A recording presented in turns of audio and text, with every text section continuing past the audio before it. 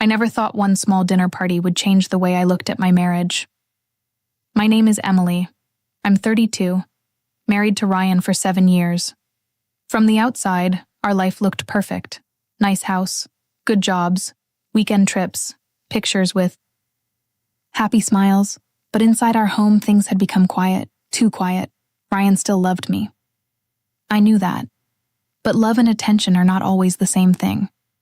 He spent most nights on his laptop, or texting work friends, or watching sports alone. And me? I started feeling invisible. One Friday evening, Ryan came home smiling for once. Jake. And Marcus are coming over tomorrow, he said. We'll watch the game here. I nodded. Okay. Then he looked at me carefully. They asked if you'd join us too. That surprised me. Ryan's friends always liked me, but they usually stayed in the living room while I disappeared into the kitchen. Why? I asked jokingly. Ryan laughed. They think you make the party less boring. I smiled, but something about those words stayed in my head. Less boring. The next night, I wore a simple black sweater and jeans. Nothing special. Still, when I walked downstairs, Jake stood up immediately. Wow, he said. Ryan's been hiding you from the world. I laughed awkwardly. Ryan barely looked up from the TV. Sit down before Marcus eats all the wings. Everyone laughed. But I noticed something strange. Jake noticed everything about me. When I spoke, he listened. When I joked, he laughed hard. When I got cold, he handed me a blanket before I asked.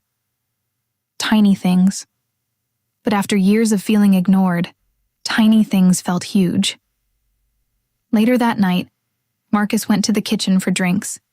Jake leaned closer to me. You okay? He asked softly. Yeah, I said. Why? You smile with your mouth, he said, but not with your eyes.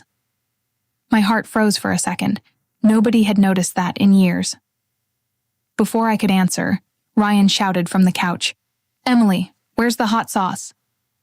Just like that, the moment disappeared. I went to the kitchen, but Jake's words stayed in my mind all night. The next few weeks, Ryan's friends started visiting more often. At first, I thought it was because of Ryan, but slowly, I realized something uncomfortable. Sometimes Ryan was busy upstairs working, and his friends still stayed downstairs talking to me. One evening, Jake arrived early. Ryan wasn't home yet. Oh, I said nervously. He's still at the office. Jake smiled. That's okay. I came to see both of you. Something about the way he said it made my chest feel warm. We sat in the kitchen drinking coffee. The conversation became personal fast, too personal. He told me about his divorce, how lonely he felt, how hard it was pretending to be happy. Then, he looked directly at me. You understand that feeling, don't you? I stayed quiet, because he was right, and that scared me. That night, after everyone left, I stood in front of the bathroom mirror for a long time. I kept asking myself one question. Why? Did attention from another man feel better than attention from my own husband? I hated myself for even thinking it. But deep down, another truth was growing. I liked when Jake looked at me, and maybe I was starting to wait for it. A few days later, Ryan announced another game night. I should have felt normal about it. Instead, I felt excited. That realization hit me hard, not because of the game, not because of the party, because I wanted to see Jake again. The entire evening felt different. Ryan and Marcus argued loudly about football. Music played softly in the background, and Jake stayed near me almost the whole night. At one point, Marcus laughed and said, "Careful, Jake. You're talking to Emily more than Ryan does." Everyone laughed again, everyone except Ryan. For the first time all night, he looked up from the TV, really looked at me, then at Jake. The room suddenly felt tense. Jake smiled casually. "She's the only interesting person here," Ryan forced. A laugh, but I noticed his jaw tighten. Later that night, I went outside to breathe for a minute. The air was cold and quiet. A few seconds later, Jake walked out too. "You disappeared," he said softly. "I just needed air." He leaned against the railing beside me. For a moment, neither of us spoke. Then he said something I still remember perfectly. "If you were mine," he whispered, "I would never make you feel lonely." My heart started pounding. I should have walked away immediately. I knew that, but I didn't, because part of me had wanted to hear those words for a very long time. Then the back door opened suddenly. Ryan stood there staring at us, and the look in his eyes made my stomach drop instantly. He wasn't angry. That would have been easier. He looked hurt, deeply hurt, and for the first time in years, I realized something terrifying.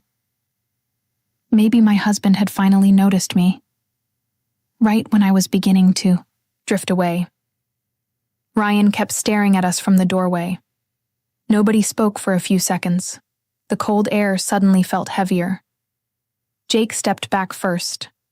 "I should head inside," he said quietly. Then he walked past Ryan without another word. I stayed frozen near the railing. Ryan looked at me carefully, not angry, not shouting. That somehow hurt even more. "How long?" he finally asked. My eyes widened. "What? How long have you been unhappy?" The question hit me harder than any accusation could have, because deep down, I didn't even know the answer myself. Ryan looked exhausted. "I saw the way he looks at you," he said softly. "And tonight, I saw the way you looked back." I opened my mouth to defend myself, but nothing came out, because he was right. That silence told him everything. Ryan nodded slowly, like a man realizing something painful. "I didn't lose you tonight," he whispered. "I lost you a long time ago." Then he walked inside. I stood, outside alone, feeling my chest tighten with guilt. For weeks, I blamed Ryan for ignoring me. But now I had to face another truth. I never told him how lonely I felt. Not really. I stayed quiet, smiled in pictures, pretended everything was fine, and little by little, distance grew between us. That night after everyone left, Ryan slept on the couch. I barely slept at all. The next morning, the house felt painfully silent. I made coffee, but my hands shook while pouring it. Ryan finally walked into the kitchen. His eyes looked tired. "So what happens now?" he asked calmly. I hated how polite we suddenly sounded, like strangers. "Nothing happened," I said quickly. Ryan gave a small, sad smile. "Something happened, Emily." I looked down at the table. He noticed me. I whispered. Ryan stayed quiet. Then I finally said the thing I had hidden for years. "You stopped noticing me." The room became still. For the first time in forever, Ryan actually listened. Really listened. I told him everything. How lonely I felt during dinners. How we always chose work first. How I missed laughing together. How I missed feeling wanted, and while speaking, I suddenly started crying, not because of Jake, because of us. Ryan walked closer slowly. "I thought I was doing everything right," he admitted. "I worked more so we could have a better life." "I know," I whispered. "But I wanted more time, not more money." That sentence broke something inside both of us. Ryan sat down across from me. "I got comfortable," he said honestly. "I thought you'd always be here no matter what." I wiped my tears. "That's the problem," I said softly. "You stopped trying." For a long moment, neither of us spoke. Then Ryan asked the question I feared most. "Do you want him?" Closed my eyes immediately, because part of me had imagined that possibility, the attention, the excitement, the feeling of being desired again. But then I thought deeper. Jake only saw parts of my life, the lonely parts. Ryan saw all of it. The messy mornings, the bad moods, the struggles, the real version of me. And despite everything, he was still sitting, here trying to fix us. That mattered. No, I finally answered. I wanted to feel loved again. Ryan looked down quietly. Then he said something I will never forget. I still love you, Emily. I just forgot to show it. Tears filled my eyes again, because sometimes love doesn't disappear. Sometimes it just gets buried under routine, stress, and silence. A few days later, Jake texted me, "Are you okay?" I stared at the message for a long time. Part of me wanted to answer. Part of me wanted the comfort again, but another part of me finally understood something important. Attention can feel exciting, but excitement is not always love. Sometimes it's simply escape. I deleted the message, not because Jake was a bad person, but because I knew if I kept looking outside my marriage for comfort, my marriage would never heal. That evening, Ryan came, home early from work.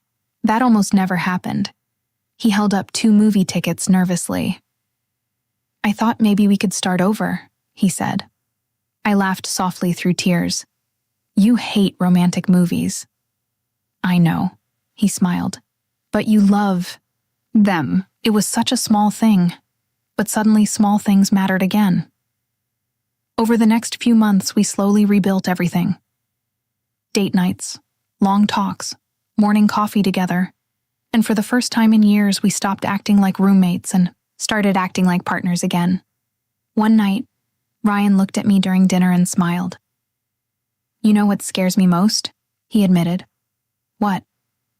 "That it took almost losing you to finally wake me up." I reached across the table and held his hand gently. "Then maybe we both needed that moment," I said, because the truth was painful. I had wanted attention from another man. And Ryan's friends had enjoyed my company more than my own husband did. But in the end, that wasn't the real story. The real story was this. A relationship doesn't suddenly break in one night. It breaks, slowly, through silence, neglect, and unspoken pain. And sometimes saving love begins with finally admitting that both hearts were feeling lonely at the same time.